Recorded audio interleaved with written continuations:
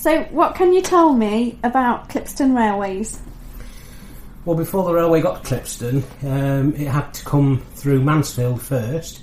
So would you like to know how the railways came through Mansfield? Yeah.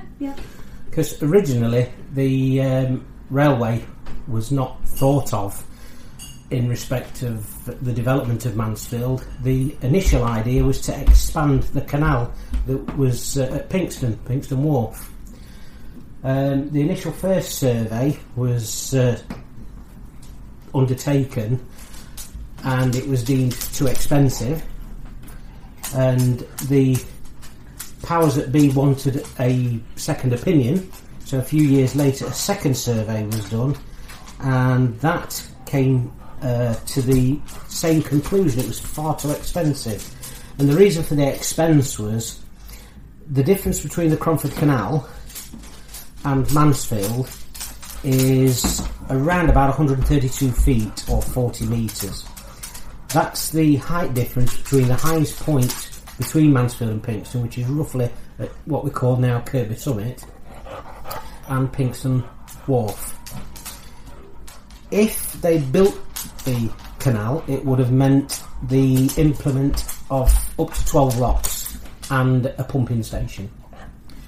Pumping stations were steam driven, so obviously steam technology was around, but it wasn't in the form of a locomotive. Most steam engines up to that time were static. Going back to the situation with the canal, obviously it was far too expensive and other means were looked at. What we call the Erewash Valley was starting to become mined heavily for coal. The earliest report that I found goes back to 1739, and it makes a reference to 20 pits in the Erewash Valley area, and they were the 20 pits that the canal was the Cromford Canal was designed to serve. More pits were being opened, and the implementation of technology for Mansfield Industries. So we, other than coal, we were quite well known for textiles. We were known for our beer, and we were known for sand. And the decision was made that if we couldn't get the canal, one of the options was a railway. Now, we're looking at the first inquiry into the canal being extended to Mansfield in 1803. Just to give you an idea of where the railways were at in that period of time, it was in 1808 that Richard Trevithick he displayed the first successful steam engine in Euston Square. Just ran in a circle, and it was called Catch Me Who Can. That was the first one that didn't blow up. So that's sort of give you an idea of where railway technology was around the time. By the time we get to the second request for the Cromford Canal, 1809, things have moved on a little bit, but when you talk to people about railway history, everybody always talks about the Stockton and Darlington of 1825 or the Liverpool and Manchester of 1829. Well, the Mansfield Pinxton Railway was opened in 1819.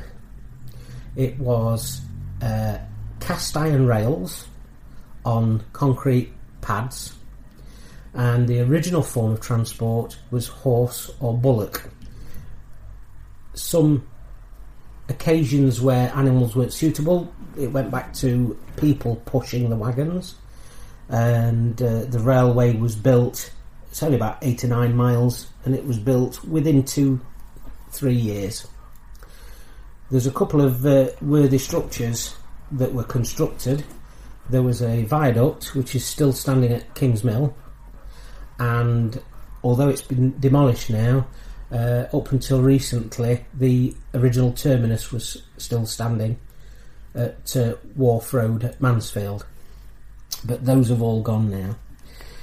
Now, the railway opened for business, as I say, on the 13th of April 1819, and the first tub of coal was taken from Pinxton to Mansfield. It was carried into the town centre and ceremoniously set on fire. And that was done, as I say, on the 13th of April, and incidentally it was one day before Nottingham turned its very first gas lamps on for street lighting. Yeah.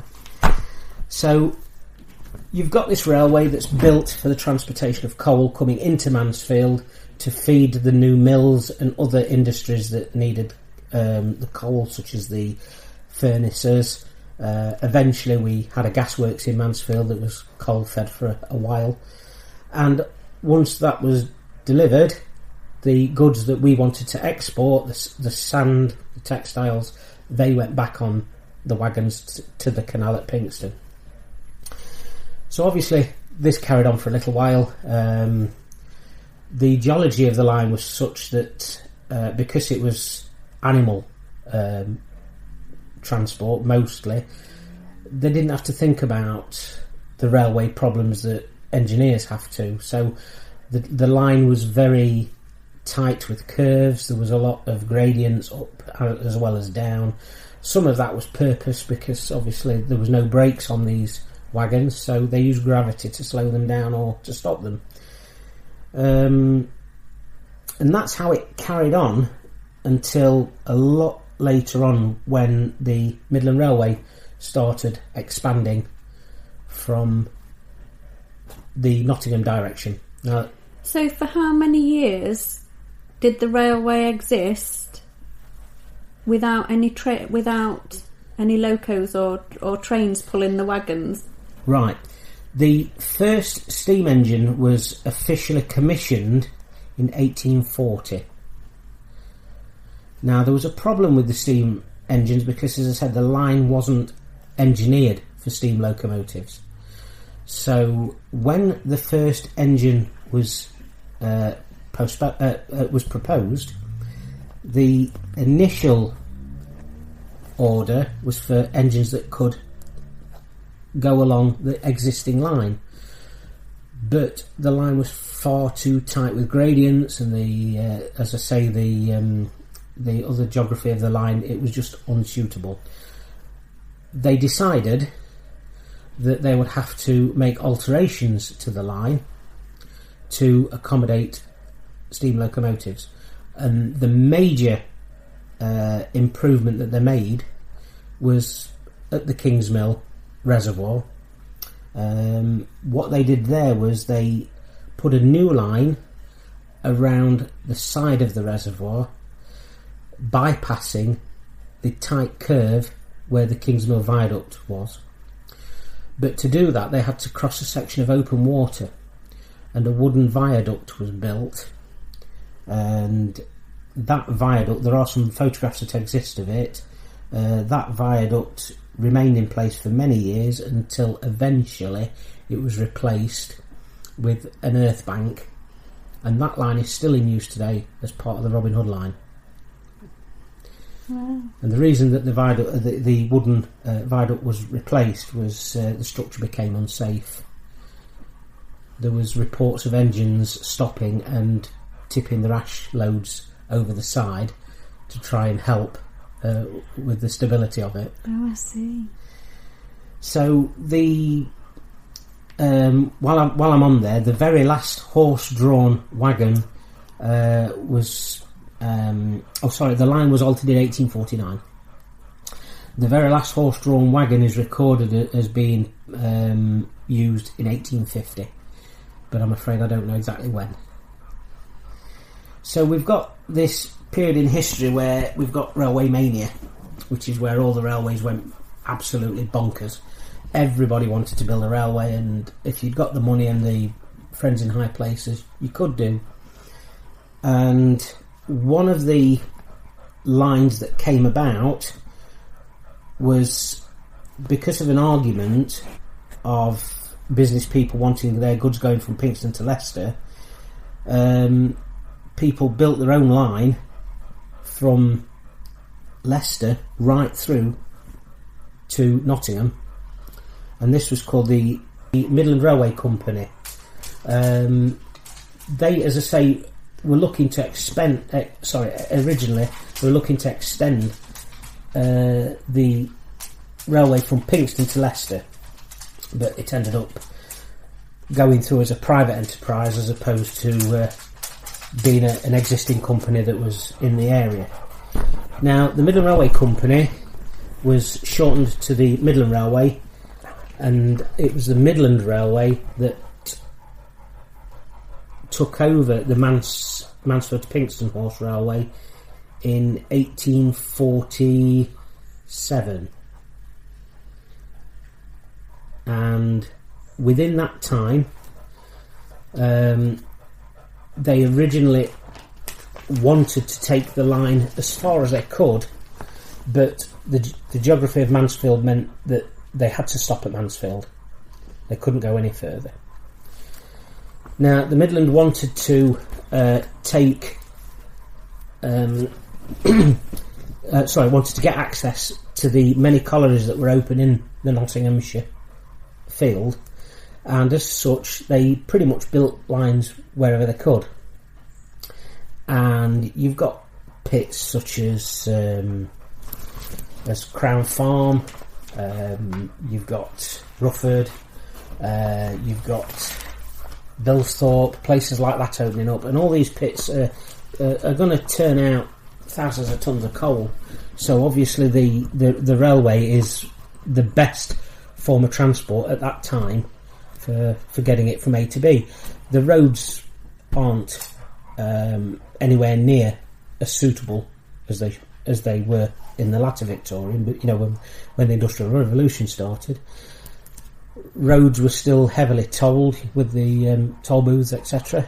Canals were too slow, so this is why the railways took off in such a massive way. But the Midland was very, very, very clever. It seized opportunities wherever it could, and in doing so, when another railway company came into the area, they would grant joint running powers if it suited them, but if it didn't, they would refuse. And that's why you've got a lot of duplicated railways later on in the Mansfield area. You will have in Mansfield 3 different sets of railways within 100 years. So the Midland Railway came from Nottingham, and eventually it built a viaduct at Mansfield, and it extended to Worksop, where it joined a railway so that the Midland passengers could get to the coast and into Sheffield. You've got the Midland Railway making a branch from Mansfield to Southwold, and that gave them access to the east coast as well, and another route into Nottingham. That route is now closed, but at the time of history that we're talking about, it was there. And then the other railway, which came along much, much later, is the Great Northern. Now, the Great Northern was a bit of a late comer, because we're talking here of Mansfield's first steam train on the Midland line, what used to be the Mansfield Pinxton Horse Railway. The first passenger train was 1849. The Mansfield to Southwold Railway opened quite a lot later, and that had a passenger service, but that didn't last very long. That was withdrawn as early as 1932. So when the Great Northern came along, we're talking of 1898 before the first passenger services leaves Nottingham London Road via Skegby to Shirebrook. So that's obviously not through Mansfield, but it's in the area. And then a little bit later on, they want to take advantage of the new pits that's opening up. Pits like Welbeck. We've also got our very own Clipston Colliery, Thoresby, Warsop. So they come along and ask the Midland if they can share the Midlands line, and the Midland refuses. So the Great Northern, they really don't want to miss this, so they apply to Parliament to have the line authorised by them, and Parliament refuses. I don't know why, but they were told that the permission was objected by the Midland, and because of that they were refused royal assent. So the Great Northern, being slightly underhanded, went and spoke to the Duke of Portland, and he was coaxed into giving his support to Mansfield businessmen, and it's this group of businessmen that applied and got permission to open their own railway. And this was done from Nottingham through to Clipston. Now, it had to be done in stages because it was obviously too far a line. Was this the Great Northern, or was this separate? Part of the delegation that ended up being the trustees for the Mansfield Railway, as it was become known, he eventually opened new talks with the Great Northern, and they came in as a partner later on. And what that meant was the part of the line that the Great Northern had already built, they used, because it already existed. And then they put a spur in so that they could come east through Mansfield and then get to the Clipston area, and then on to Clipston Junction, where it joined the line that runs between Chesterfield and Lincoln. You've got a lot of collieries, as I say, Mansfield Colliery, Clipston, Rufford, all in this area, and the line was started on the 26th of July 1910, and that was authorised between Kirkby and Ashfield and Clipston. So this goes on for 4 years, this construction. And in 1911 they managed to get a train out of Mansfield Colliery for Immingham, and it goes via the new line that's been constructed. It goes west before doubling back and going east, but it's a train out. World War One put a really big stop on the works. It was really slow progress. They still did carry on building, but very slow progress. You've got... Was that within the 4 years or not? Had the 4 years been completed then? By 1914, at the outbreak of war, obviously, in the First World War, the railways wasn't a reserved occupation, so railwaymen was called up to fight, and it, as I say, off these lads went, and it just meant that there wasn't the number of people to build new railways. The emphasis was on keeping the existing ones going. So you said the construction took 4 years? Of that section, of a particular of that section. Yeah. Was that to Clipston or the other different section? It was between the... it was between Clipston and Kirkby and Ashfield. And would it have been used in between that time, or would they just have had to, as sections went along, or would you have to wait till the whole construction was done? As soon as a section was cleared, they would have used it. Okay. Because, as I say, obviously the coal was needed.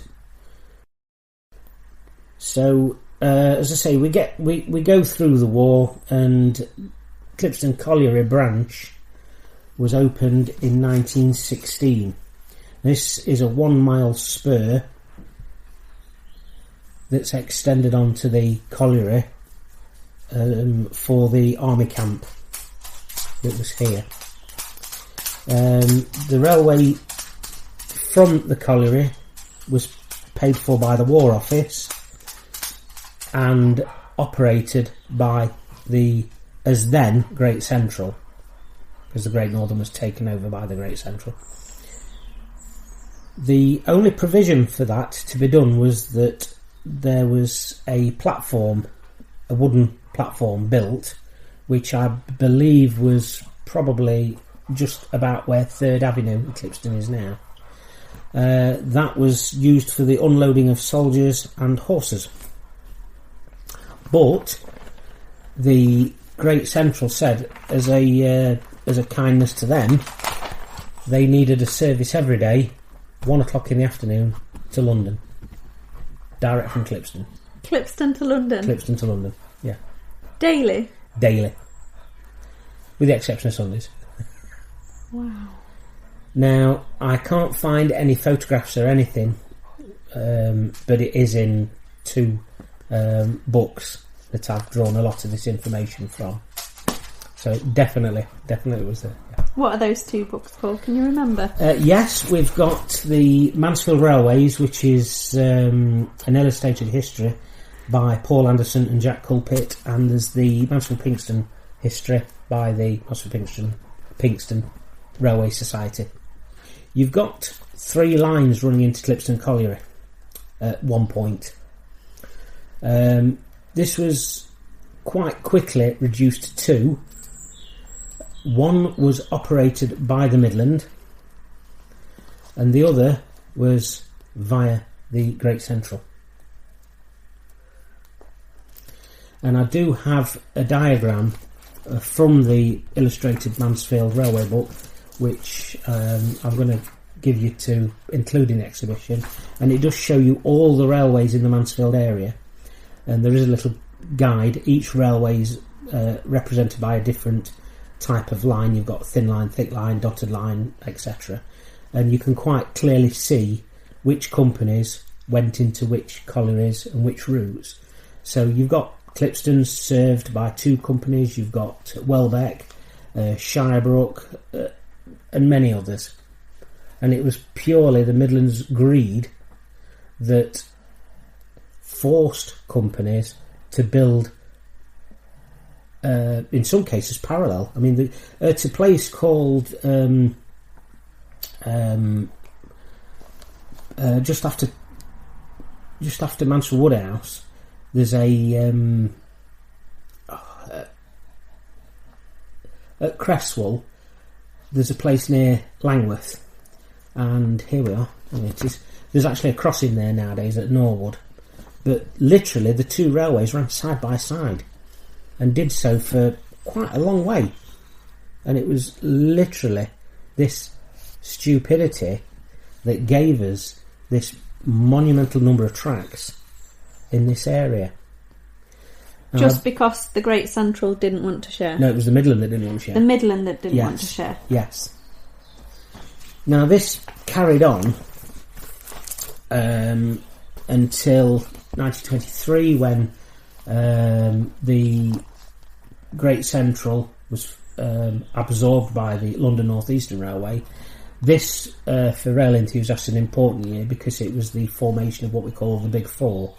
There was 120 smaller railway companies that were amalgamated into 4: the Great Western, the London Midland Scottish, the London North Eastern, and the Southern. So, did the smaller companies want to be part of this Big Four, or were they forced? They were forced. Yeah. They were forced. Just after the war, like in the Second World War, the railways had been heavily utilised and investment was down. They were wanting to kickstart the railways, and it was deemed that if they brought them all under these umbrellas, it would be easier to administrate the day-to-day running of services. They were run like that pretty much until 1947. After the Second World War, exactly the same. Railways have been heavily used. Virtually no maintenance. Locomotives haven't been serviced. We were still using engines that were coming up to 100 years old. And in 1947, the government took control of the entire system. It had been taken over during the war, but in 1947, the formation of British Railways happened. And this is the beginning of the end of the golden years, because prior to that, other than the coal, the railway was all about speed and glamour. Obviously, at the end of the war, everything's tired and dirty and not maintained very well. So we've now got this ageing infrastructure and ageing locomotives, and the railway was increasingly facing competition from the roads, the motorways, and the early flight, passenger flights that were taking place. So you start to see a change in how the railways are run, but more importantly, after 120, 30 years, one or two of our collieries are becoming life expired. So you've got this new Great Central line that opened, and within 30 years, pits that it's serving are starting to close. So we've got a situation now where people are thinking about whether or not certain things are worth carrying on with. If you look at the end of the boom years, back in the late 20s, to facilitate the colliery traffic at Clipston and the other pits in this immediate area, a set of sidings was opened, which you can still see the water tower of at Clipston, called Mansfield concentration sidings. And they were extended in 1927 when the Great Central started servicing the collieries, because obviously the Midland was on the left and the Central was on the right, so they didn't share sidings either. So it was, but it ended up being a very, very, very large yard, and right up until the late 70s, early 80s, it was in regular use. One or two other things that might be interesting for you on the it's not quite Clipston, but it's Forest Town. In 1950 there was a train crash. That's documented quite a lot. It's even on one of the Nottinghamshire County Council websites as a group of photographs. So what else can I tell you, really? Well, we'll go back to Clipston. Clipston was a passenger line for the Great Central, but in 1965 the British Transport Commission released the Dr. Beeching report, and the Beeching report had the opportunity to either mothball lines for future use or get rid of them. And if they were mothballed, they would still have to be maintained to a certain standard. To get rid of that cost, Dr. Beeching got rid of thousands of miles of railway lines and hundreds of stations. So one of the areas that he looked at was duplicated lines. Now, because the Central was a latecomer to this area, the best spots had already been taken. So places like Mansfield, Sutton, Kirkby, the Midland stations were in the middle of the town or very close to. Some of the Great Central stations, not immediate around here, but some of them are up to 3 miles away from the towns that they serve. And Mansfield, although nowadays you think Great Central Road isn't far out of town, but 100 years ago you would think that it was possibly think it was a long way to walk. So one of the earlier casualties was the passenger service from Nottingham to Mansfield and onto Tuxford. That went. What was that route available with it on a different line though? No, although the passenger services went, it remained for freight. Right. So 1965, the passenger services are withdrawn. 1966, Mansfield Central Station is demolished, and the railway line is then still open for freight. So there's no passenger service from Mansfield to Nottingham? No, that's right. There is still on the Midland, but not on the Central. On the Midland. So there is one on the Midland then? Yes. Yeah. Now, eventually, the colliery, and I did write it down, I've lost it, but one of the collieries closed, and it was the main reason for leaving the west part of the Great Central open. So when it closed, the line closed and was lifted from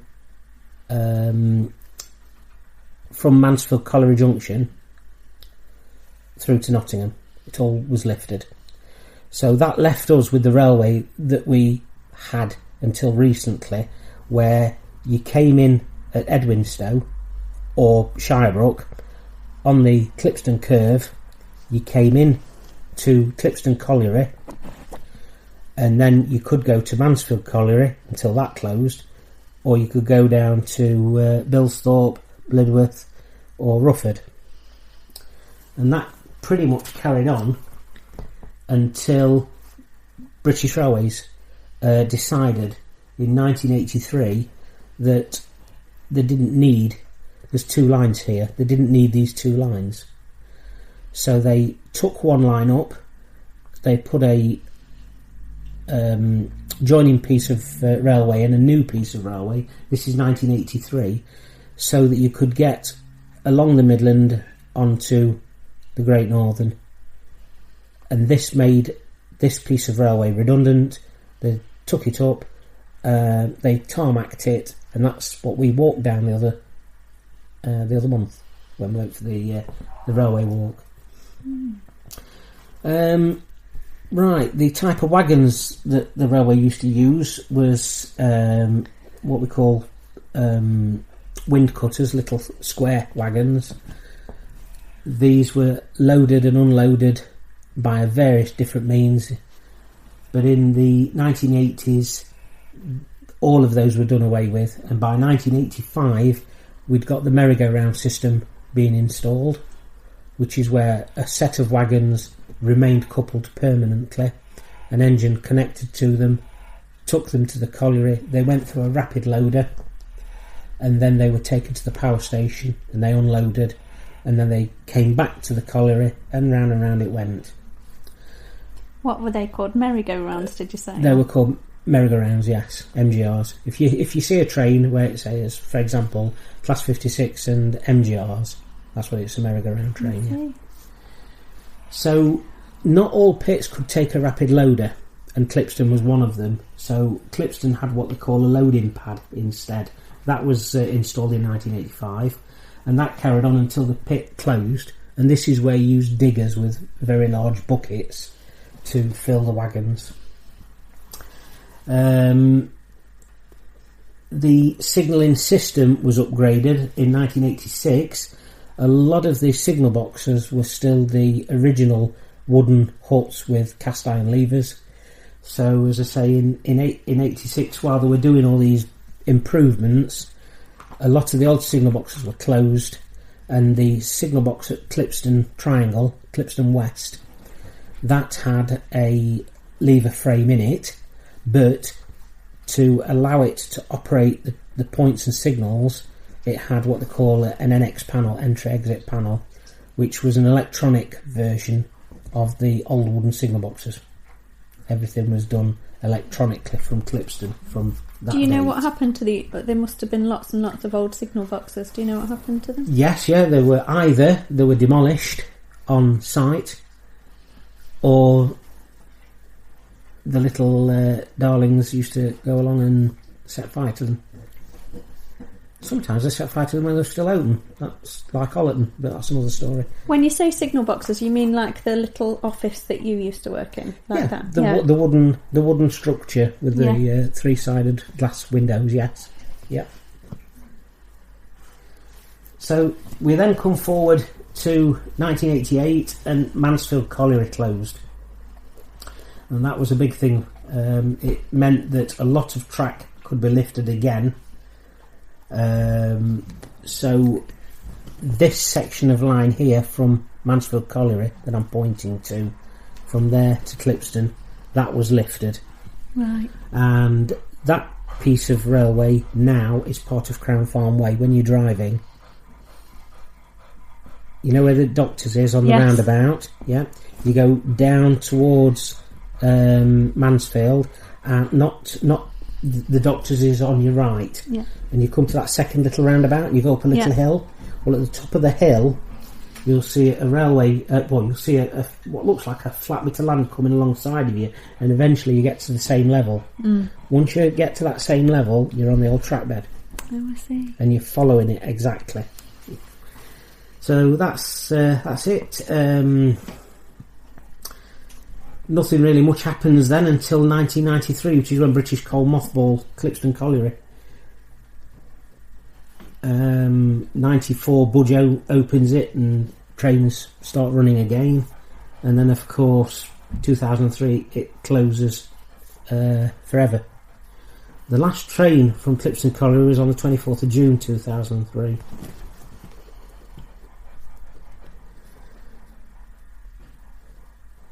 So that's something I have looked for. There is a photograph somewhere I've seen, but I can't find it. There was lots of rumours about the line being reopened for lots of different things, but again, we had a lot of theft from the railway. Believe it or not, actually rails were taken. Oh yeah. I observed one day when I was walking down there. Some gentlemen using an oxyacetylene torch, and as I approached them, one of them sort of stopped what he was doing and picked up a bar and made it clear that I wasn't really welcome going any further, so I turned around and walked back. Yeah, they took everything. Yeah, that was quite commonplace, was it? It's still happening now, cable theft and stuff like that. Yes. Yeah. March 2017. Rail track, or Network Rail as it was then, remove all the signalling, and eventually track is lifted, and that's the end of the railway as we know it. There was something else I wanted to tell you and I've forgotten it. Yeah, I forgot to tell you as well regarding Clipston. Again, a couple of sources confirm this, but the railway that I was telling you about, in the colliery before it started producing coal, the colliery started to have workers' trains into the facility so that people that were working on the construction of the pit could get in to work. When was this, sorry? 1912. Yes.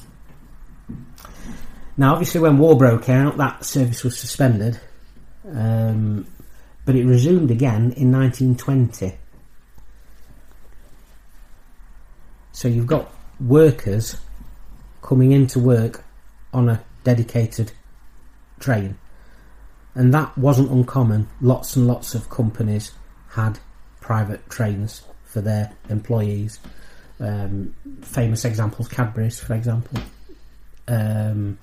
Actually, British Rail used to have workers' trains as well to get people to remote locations. I've got it in as well as the first coal train ran in 1922, but again, I can't find out a date. And of course, the suspension of coal services in 1993. Excuse me. But interestingly, the colliery's workers' trains wasn't officially withdrawn until 1994. Even though I can't ever remember seeing any run. but obviously the facility was still to do it. So they still had the option of doing it even though they didn't? Even though they didn't, yes. Yeah. You have a thing on the railway called a train path, and once a company has got that train path in place, it's very difficult to get it back off them. So even when I was working on the railway, a train would be shown on the computer as possibly running because on that day there was a train path for it. Right, okay. Whether it ran or not's another matter, because obviously they didn't run all the time. So it might say, for example, Clipston to Doncaster, Mondays, Wednesdays and Fridays only. Well, Monday comes along and the train sometimes ran, sometimes it didn't, depending on whether there was a need for it. But it had still kind of got its slot. But the path is still there, pathway, yes. yeah. Mm-hmm. And that's one of the reasons originally why British Rail couldn't renew the passenger services on the Midland line, because all the freight companies, because passenger trains hadn't run on the Midland since 1964, when we were looking at reintroducing the service on the Robin Hood line, there was all these freight paths. Oh, I see. And again, part of the problem with the keep talking about the line being extended to Edwinstowe and Alton now. Well, again, it's the old train paths that are one of the issues. Even though there's no coal trains, yes, yeah. So how would that get resolved? Well, eventually they'll be negotiated away or taken away for whatever reason. I'm not sure the process, but eventually does money exchange hands, do you know? Or Probably. Is it... Probably. See. That's really interesting that these things are long, long gone and yet the pathways are still owned. There's lots and lots of things I could... Stopping development. I could tell you about, yes, yeah.